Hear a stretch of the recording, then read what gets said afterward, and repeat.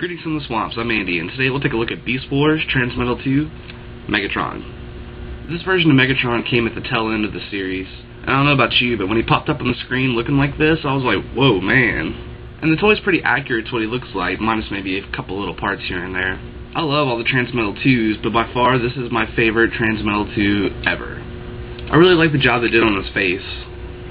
And the little clear parts with the piece that rotates in the middle, really nice. I really like it on Tigerhawk as well. He's got really great molded in detail, but I'll go more into that in the dragon mode. And speaking of dragons, having a dragon head as an arm beats the hell out of having a T-Rex head for an arm. He's got the big clunky legs, and for some reason I really like that. Maybe it reminds me of my own. And the contrast with this guy, because he is a Transmetal 2 and is asymmetrical, man, seems like every time I pick him up, I find something new about him. If there ever was a Transmetal 2 to get, this is the one. The one. I mean, for articulation, his head can move a little bit. His arms can do a full 360 around on both sides. This one's got an elbow. This one, due to this mechanism right here, can actually move around. He has no waist articulation, but his legs can go backwards, forwards, in and out. He's got a joint up here, one right here, and his toes. And for gimmicks, he has a missile launcher right here, and he has one also in the dragon's mouth.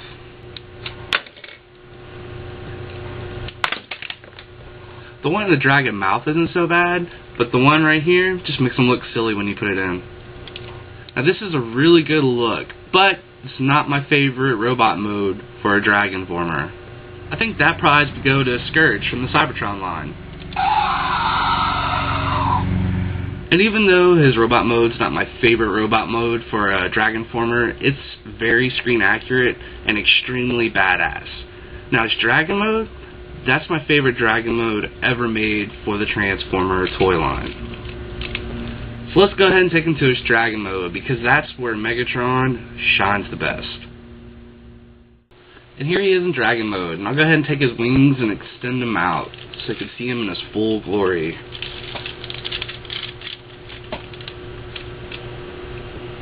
I mean, in this mode he's monstrously huge and it's just beautiful. I really didn't go into detail or talk about his faults at all in his robot mode, because this mode is where it's at. I mean, the only fault he might have in his robot mode, and it's a small one, is the fact that he's got all this hanging off his head. And that's just personal preference, because this is how it is in the show. And in dragon mode, this is where his fault is too, because if you look right here, obviously that's his head.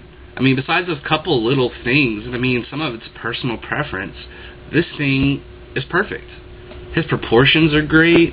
I like the little scale work they did in the legs right here, the way they made this piece look. I mean, the way he's asymmetrical all the way around, all this detail on the wings that are so different from one another. You know, the little horns up here, how they're different right here, his purple spark crystal. And I mean, this dragon head is fantastic. It's one of the best sculpted dragon heads I have ever seen. And on this figure, it's all the little things that really count. I mean, when you look right here at these scales, it's not going to be able to pick up on this camera, but each one, even though they look like they're the same, has individually molded little detail at the bottom that's completely unique from each other. The different design work they did from each wing, the wings itself, but right here, I mean, the molded in detail is all striking.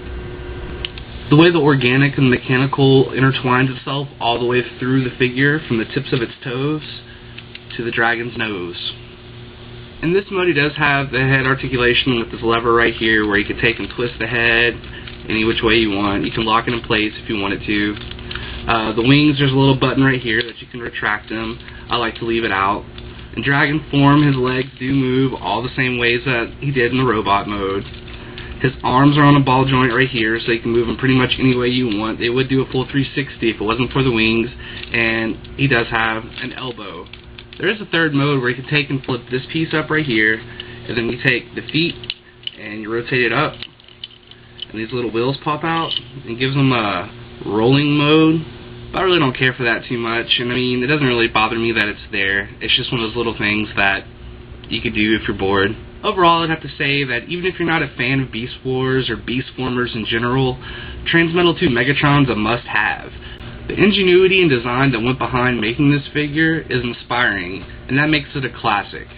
And who wouldn't want an evil maniacal dragon hanging off their shelf?